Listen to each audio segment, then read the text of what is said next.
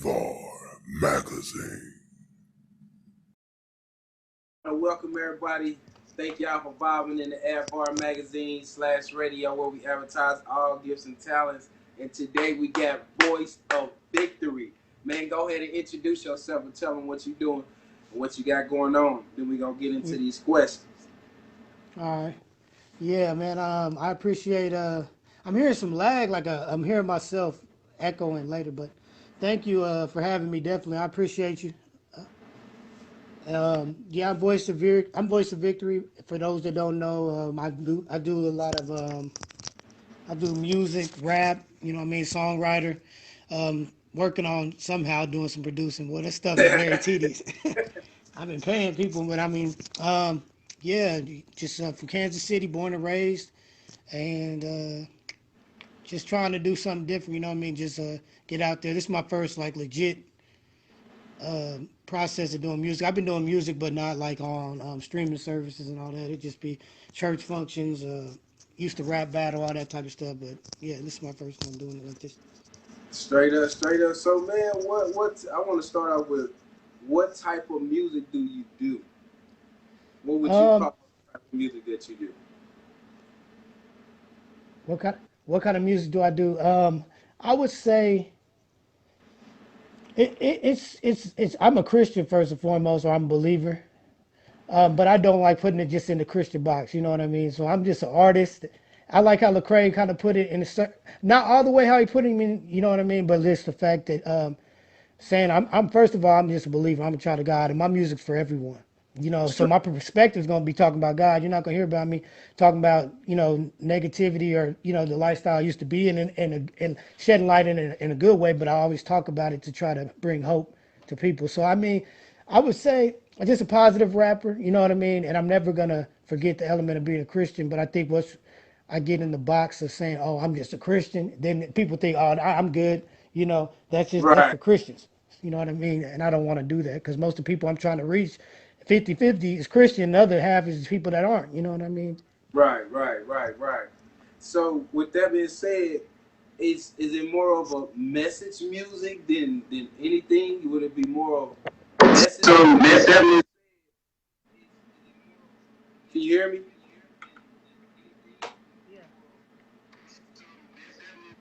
I didn't Something's hear you. echoing. I can hear you, but it sounds like every like 5 seconds. I don't know if you hear the lag, but it's like I can't hear the echo. It ain't I echoing. don't know. It might be my phone acting crazy. It's never done it. But all week I've been having technical difficulties with everything. Man, when it came, I'm supposed to be releasing a project, and it sounds. I'm hearing it just like myself. Hold on, let me see. Okay, let's see. I'm hearing it just like myself. Hold on, let me see. You can't hear me. No, Man, why no. is it lagging it's not even lagging. The video quality look. I'm just hearing it in myself. Really, is something playing? Do you have it in the background playing or something? No, I don't have anything in the background playing. Hmm. I'm Not trying to even think the how we could music do. in the background. It's Hmm. not even. Wow. So I don't know. It never does this. But It could be what just was the question again? it could be just the friction with the internet services. You know, the Oh, okay. feedback as it Oh, bounced back. okay. It sounded like Yeah, feedback. Yeah, yeah. Okay. yeah. You could ask the question again though. I was saying that. Do you believe that it's message music instead of just saying it's gospel or positive? Because positive music can be just talking about doing something, but when you have a message, because on this video I'm playing behind me, you tell them keep walking, keep walking, keep. That's a message. You know what I'm Oh, yeah, saying? yeah, yeah, Yeah, yeah, you know what yeah. I'm saying? Because in order to keep it as you got it going, you have to have a message in it, and yours have substance. It has a Yes, message to definitely, it. definitely. Yeah. Yeah, very much. It does. It does. And then also, where did you get this name, Voice of Victory? What made you come up with Voice of Victory? Okay. Well, at first, I would say, yes, there's definitely a message. I think that's the key, and there's gospel in it. And when I think people say gospel, they get afraid. The gospel is Right. the good news. So that's what I'm trying to bring. I'm not trying to bring Christian. I'm bringing good news because God's been good, and even in tough times that I've been going through, it's good news.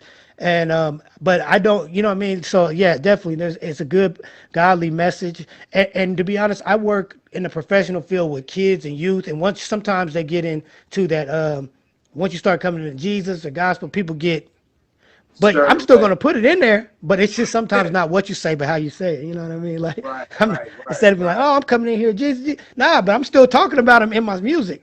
But I'm right, just gonna say, right. so I hope you get what I'm trying to say. Yeah, I get what you're saying, man. Uh, You're saying that what the you other you question don't. was, how did my name go? I hope I'm hearing you. Like you Yeah, said, yeah. okay. Um, so my artist name, Voice of Victory, it came just in two parts. My name, of course, is Victor. And when I was born, if you look at my Facebook name, my birth mother named me Victor with a Y instead of an I. Hmm. And so when I got adopted, it got changed to Victor. So whenever that happened, and then I had a family member that just called me Victory, and I just took the I and put the Y together, and so that's how that happened. Also, like the voice part came. I was somewhere, I think at IHOP. Some brothers from our church who went there, to pray. And IHOP House of Prayer, though, International House of Prayer, not pancakes. And they was like prophesying like Isaiah 40 verse 3, a voice of one who calls in the wilderness, prepare the way of the Lord, make straight in the desert a highway for our God. And so they're like, you're gonna be a voice, similar to John the Baptist preparing people. When Jesus is about to come back, just telling people, family, friends, and being a voice. So I've just added that together, just to use that. And people that I didn't even meet, man, would be like, I don't know if you do music or something, you rap or sing, but God told me keep doing it. I'm like, because a lot of times I'd be like, man, this stuff, is it really worth it? You know what I mean? And it just kept getting confirmed. Right, right. And that's deep, man. And then I heard you say you were adopted. Man, you coming up was it hard, bro? Being adopted? How was it, man? Being, you know what I'm saying? What was the life of being adopted? Would you like to talk on that a little bit? Um, So for me, yeah, what I mean, like I knew it's kind of similar to Moses. I mean, I knew I was adopted. I was adopted by a white family. You know what I mean? As I grew up, it was like nothing you could hide. I got friends that be like, "Man, I didn't know I was adopted till later on." But that's pretty obvious as a kid. And it's just I've always been, different. Had I feel like a different path than a lot of people. You know what I mean? Being adopted, growing up in Northeast area, Kansas City, the hood, and being involved in church at a younger age. So it was difficult for me because I didn't know my identity at the time when I was younger. I think wanting to fit in, but I just couldn't. But I know now that's God's plan. That's just who I am. But when you're young, it's different. You know what I mean? It's difficult because I want to be behind the scenes. I don't need attention. I don't. I was always had a lot of friends or could make friends, but I mean, I just didn't like the attention that came with it. But now I'm like, man, that just really was God's plan. To be able to know that love isn't based on um, race or ethnicity, but it's based upon the love of Christ. And so I believe it'll prepare me for what's going on now with these racial issues. It's the perfect time, and I think that's why the enemy, what I mean, fought me so hard when I was young. Even now, this past week or so, all kind of technical difficulty. It's crazy. Like I got the high speed internet, everything, man, just weird stuff. Because I believe now, with the racial injustices that's going on, you know what I mean. I can kind of come in a sense, not maybe I don't want to say a peacemaker, but also advocate and bring the gospel, right? That which bring the gospel, but also bring perspective. Right. So I don't know if that makes sense because I think a lot of times some different sides can get it twisted. You know what I mean? We can get into the, well, if they just quit resisting, the police will leave you alone. Well, there's times I wasn't resisting and the police are still messing with me, be it based upon prejudice, right? And then Yeah. there's sometimes, well, I don't like white people, I don't like the police, but I have relationships with white people and police, and some of them are awesome and great people. So getting to know each individual based upon their character, like Martin Luther King said, but we're not gonna, but it can be a balanced approach on these different issues. So I believe that was God's plan all along, to have that perspective because I speak to my birth mother. We have a good relationship. My children are black. I married a black woman, and so just having a balanced perspective on things. Straight up, man. You got a very interesting story to tell, bro. You got a lot that people would love to hear now that they know a little bit more about you. You know what I'm saying? With being adopted, man, that's in a situation some people don't take into to wealthy. You know what I'm saying? They don't take it into their mind. They don't accept it. You know what I'm saying? Or get prepared, like you said, what God had in plan. Some people can't cope with what they have going on when they become in that situation. But I heard you also say you from the northeast side of what, Kansas City? Yes, sir. Born and raised. So how was it growing up over there though? What is it like on the northeast side of Kansas City, Missouri? Um, I would say for me, it was very it was wild. I don't, it was fun. I had some of my best times. It's like no other place. I don't even know how to explain it because it's so diverse down there, which I love about it, and I think it prepared me also for the ministry. I became a part of Victory Outreach International, but it's so diverse. You got white people, you got Italians, you got black, you got African, just Sudanese, Somalian, Mexican, some Puerto Rican, Cuban, and so it's just like a melting pot for the cultures. Coming up, it was fun for sports, being outside. That was the thing, what I mean. I wouldn't be on a computer in the house. No, we're outside playing. Straight up.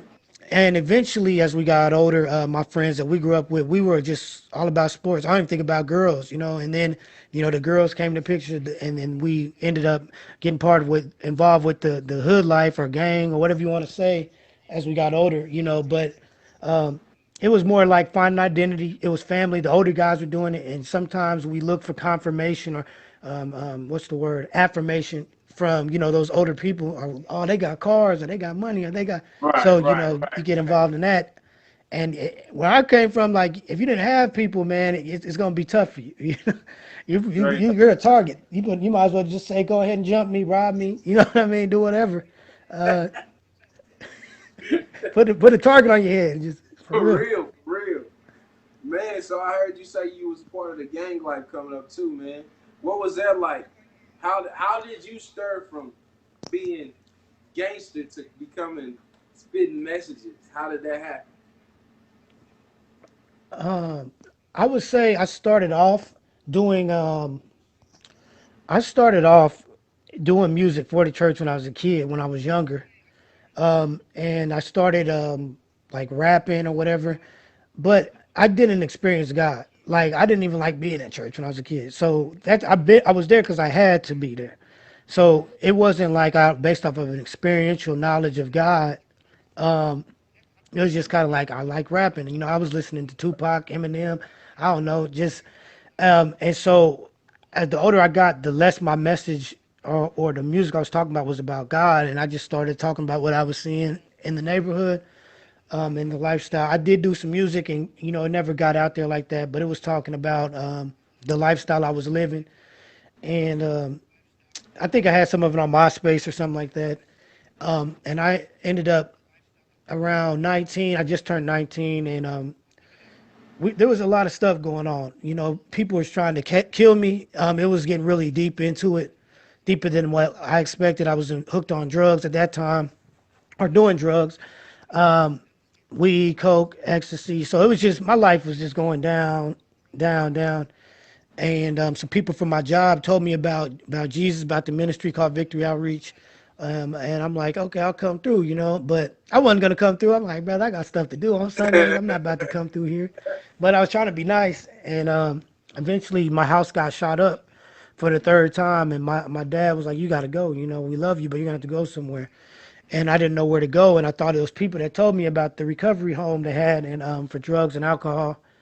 And I went there to the Victory Home to get off, out of that lifestyle and change. And I gave up rapping for a year. I didn't even really like Christian rap, to be honest with you. When I got saved, I was like, man, I want to feel this. Like I'm not really feeling it because Christian rap wasn't as good sounding as it is now, or CHH. And then I just start seeing the need of the people. That people need to hear the message, and the importance of the music for those people that are hurting, there's a message, and that's what kind of got me, and that's kind of even what keeps me going now. Um, I know that's one of the main things. There's people out there depressed or suicidal, homicidal. Yeah. There's people out here that's adopted or in foster care that need to hear something that there offers hope. You know what I mean? Right, right, man. And messages is therapy.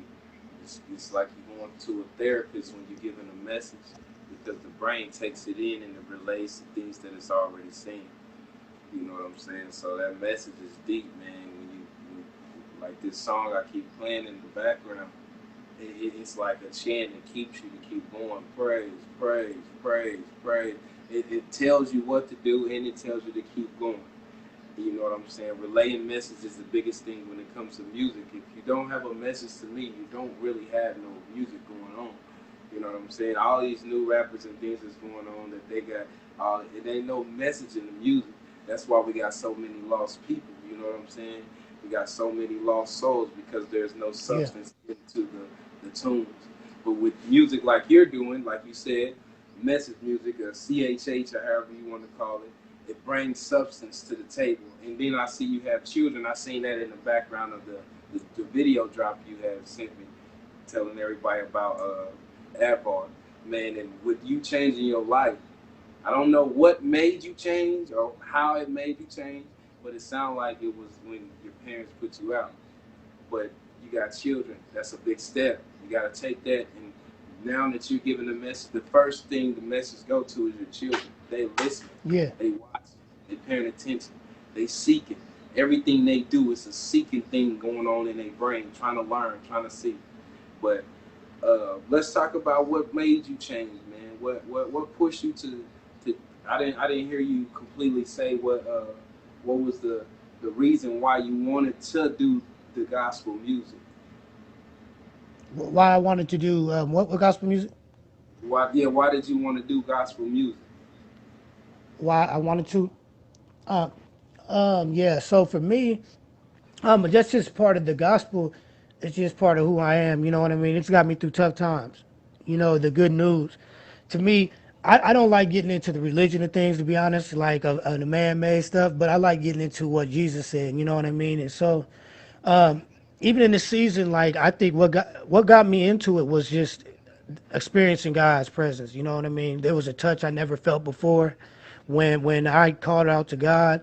I was looking for it whenever I was out there partying, doing whatever, or kicking it, or whatever lifestyle I was living back then. You know what I mean? Like I was looking for the answer, and I experienced peace I never experienced before. I experienced joy, and even what I mean. There's times as a Christian, man, I just done my own thing, and God always bring me back. Like, man, come on, refocus. I'm the one. Because Right. we can get disappointed in people, but the good news is of Jesus, not of people. You know what I'm saying? Like, and it's Yeah. for people and not of people. You know what I mean? So I think that's what changed me was the word. Whenever I called out and I confessed him as Lord, accepted him in my heart, and I believe, in a prayer I did at my church altar call that I grew up in, and I was like, God, I need you. I'm here. I am a sinner, man. I'm over here smelling like weed and all kind of different substances, and I'm sitting in the back row. I didn't even want to go be seen. And the guy or the lady that was speaking was talking about, how Moses and how Jesus didn't have birth fathers. Yes, Jesus had Joseph, but that wasn't his bio father. And she was talking about, it was like kind of speaking about people how they use Planned Parenthood. She used to be an advocate for it, but she was trying to offer hope that you never know what your child may become. That could be the next Moses. That could be the next King David. You know what I mean? Or the next official. And she named like even people up to now or 2008, like people that didn't know their birth father or mother, but did great things for God. And so that tugged at my heart, and I accepted Christ. If I wouldn't accepted Christ, I wouldn't have went to the recovery home. But because I accepted Him, there was a seed, that He planted in me, that softened my heart, and so that's what changed me. And it was hard. The first year when I told you I didn't rap, I tried to freestyle. It was like I felt like the Monstars when in Space Jam when they couldn't hoop and their tire was taken. I'm trying to rap, talking about God. I'm cussing like I thank God for the boop. I'm like, oh my bad. I'm freestyling like Jesus save my blankety blank. I'm like, oh whoops, my bad. It took me a minute to get that stuff out of my system. You know what I mean? It was, Yeah. and yeah. That's basically how it happened. I hope it made sense what I said, but that's how it happened. Yeah. it made a lot of sense, bro. And how long have you been doing gospel music? I say 11 years. Ooh, that's a 11 long time. years I've been doing it. I've been rapping for 20 some years. But I was very ignorant to the business aspect. Everything I did was just, you know, I do it at churches, I performed at conventions. In the streets is really where a lot of my music is being, like with a microphone. We have a what do you call it? The thing, the where the it's like you put gas in it. It's like it makes Generator. huh? Generator.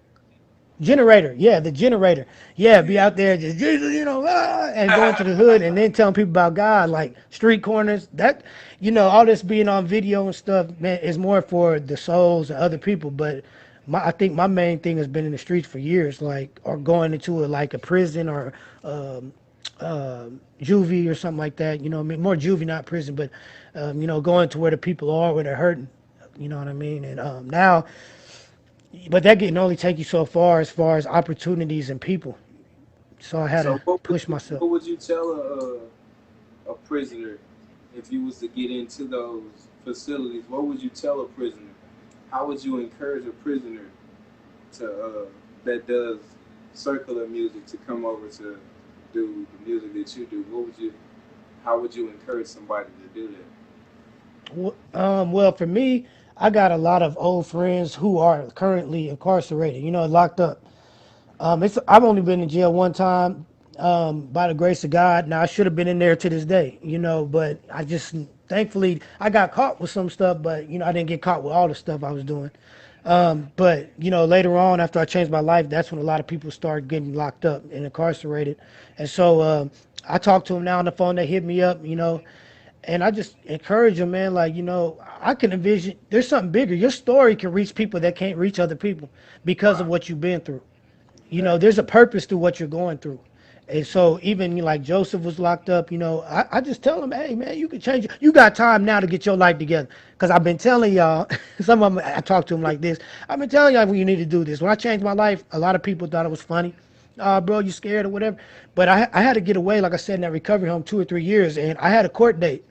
And if I wouldn't have been there, I probably would have been locked up. They said it looked like that place is helping you. I went to court, and they sent me to the recovery home after like I was in there for a few months, and like you do your time here or whatever. And I said, this is your time to get your life together. You sit down, you're away from everybody. You can talk to God. You can build that relationship with him without the distractions. Because I couldn't have a phone there. I got 2 10-minute phone calls, and on the weekend, I couldn't just go. We barely got passes, and so you could separate and focus on God. And now, you know, a lot of them they respect that. I have some that's still trying to do what they do, but they would still respect me. But I'm like, man, it's not even worth it, man. You got family that care. Right. You got loved ones that really ride for you. People that riding for you like you, or you thought were riding for you like that, ain't even riding for you like that. We need to be Exactly. out here as we could be out here. When you get out, I envision us doing this for God, being in the street somewhere, being somewhere, making music videos and talking to these young guys that this is the path you went on. You don't have to go there. So that's where my heart beats. And I'm constantly kind of talking to my friends, man. Sometimes we got into little disagreements. I'm like, bro, this is bigger than us, man. The devil wants this to be like this, man. We need to be out here telling other people that you could come out of this thing through Jesus and through, what I mean, change your life. Right.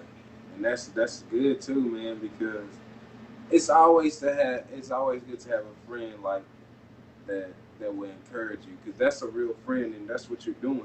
You're encouraging them.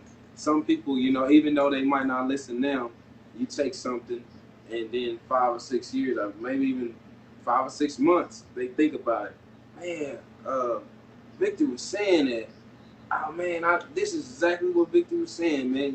So when you got that encouragement, that means a whole lot. You know what I'm saying? I ain't have no friends. You know what I'm saying? When I was out there, that was trying to push me to do something right. So man, it's a blessing to have a guy like you to push the friends that are still there, and then not to neglect them. When people become different and they change, they neglect what they used to be. You know what I'm saying? And Yeah. for you not to neglect them and you showing them love, you showing them the light. That's a big step, bro. That is a And, big, I huge don't want to step. cut you off. Yeah, everything you're saying. Also, my boy, he hit me up. His mom hit me up, and he was hitting me up like, man, some stuff you spoke over my life, man, was like prophecy that God would do it. You came and visited me after I got shot, and with the church brothers, y'all prayed for me. Like, a lot of the stuff I do would be scary to a lot of church folk, man. I've done been in situations, people about to fight, about to shoot, and we're like, hey, man, you ain't got to do that, man. You know, man, we just here with Jesus, bro. Like, you ain't got to shoot this person. Like, and it was only the Holy Spirit, and He gave me boldness, He gave me peace.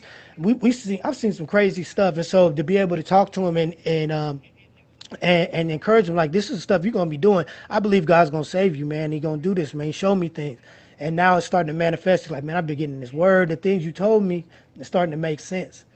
And I have another friend. I talked to him on Facebook. We always on Facebook. Joshua Marshall, my boy, man. He was living crazy, taking care of his kids. He didn't get locked up, but as a kid, he was always getting locked up. And to see him, you know how far he came, taking care of his wife, his kid. So I'm just agreeing with what you were saying, and I think that's the significance of where I shot my first video. That's my old neighborhood right there. You know, it's more than just me being out there. Like I'm praising God, but this is where I came from. There was shootouts here. I was getting jumped here. We was fighting here. So I'm gonna go right back where the devil thought he had me, and I'm about to praise God in his face, and I'm gonna let him know this isn't your area no more. These aren't your people no more. And we're gonna take this thing over in the name of Jesus. You know what I mean? And I'm a flawed guy. Ain't nothing right. Seem like with me sometimes, but the righteousness is of God, and we're gonna come out here in His name. You know what I mean? We're gonna praise Him. So yeah. Straight up. You got any shout outs you want to give before we wrap this up, bro? Um, Shout outs, man. I just definitely you Advar Magazine for definitely for having me, Jesse Vassy. You know what I'm saying? Straight I up. first off, I got to kind of rewind, but God, man, and I don't take it lightly. You know, when I say in those songs about being a tough year in there, like been hit with everything but the kitchen sink, you know, and even when I made that, that was more last season. This new season been new stuff, and you know, also my family, you know, what I mean, my parents, my adopted family, my birth family, my kids. My kids keep me going, man. They, you know, on my toes. You see them in the video. I don't even be trying. This stuff is not rigged. They just got to be in the mix. I'm like, the stuff got to get done though. So when I'm not working, they're here. When because there's no daycare because of the corona.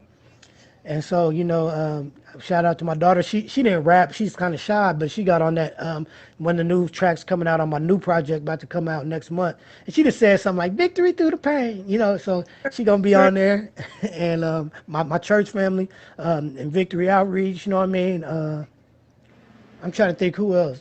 I mean, I have a lot of people, loved ones. I don't want to say names because then I start forgetting, and then people get forgot.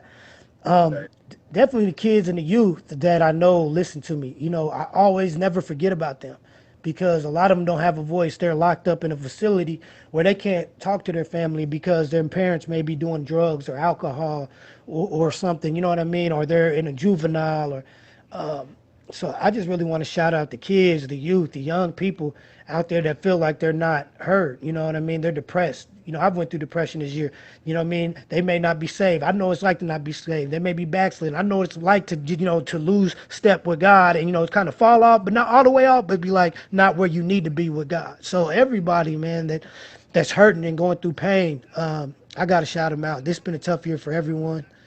And that's why I'm doing this project, man. Man, you know what? To be honest, man, you keep doing what you're doing. I'm raising some kids that was in your position, man. Think about it. Can you say that again? I'm sorry. I'm raising some kids that was in your position. Oh, yeah. So you keep doing what you're doing, you're gonna be the encouragement to my children. Man, most definitely. Real, man. Your walk is powerful. You really ain't gotta say nothing. Just keep walking. Just keep walking. That's a message in itself. Man, Because a lot of adopted kids don't make it and prosper. A lot of them don't. You making it, bro. You're making it. And we need more people like you that's making it. We need more brothers like you that's making it. And ain't scared to talk about the background that they had. We need that, bro. I'm applauding you, man. For real. I didn't know you went through all that stuff, you know what I'm saying? Because your smile is bigger than your pain. Your man, smile is bigger than man. your pain, bro. For real, man. And you got any new music? Tell them where to get your music at, bro. Um, so I got my music, Victory Through the Pain EP, and I appreciate that, by the way. Victory Through the Pain is on all like streaming services. I think except for Pandora, um, and SoundCloud. Trying to figure that out. But it's on Apple Music, iTunes, Spotify, Amazon Music, and then I got that what is it? The single Dead Man Walker Part Two with Young Father Brent the Illest just Yeah. came out last month. Yeah, yeah. Shout out to them brothers. Oh yeah, for getting on that track, definitely. And because Brent's the one that shot that video, and Young Father is the one Yeah. that showed me how to get the music out there. So I had to get them on there. I've got an EP coming out, and it can be pre-saved or pre-ordered. I think as soon as tomorrow. Now it may be. I've been having so much issues with uploading this stuff. I've been 4 days. I'm like, but I know. So I'm like, man, this has to be the devil, man. People need to hear it. You know what I mean? It's like so. People have had funerals like back to back. I'm hearing people passing, man. I'm hearing. I'm like, so there. I know it's now's the time. I was gonna wait and be like it ain't ready yet, man. Forget that, man. There's people out there that need the message, and so it's gonna be out there on.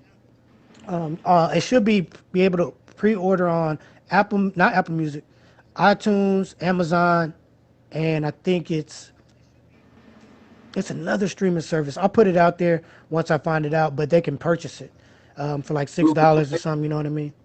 Google Play. Or you thinking Google of Play. yeah, Yeah, Google Play.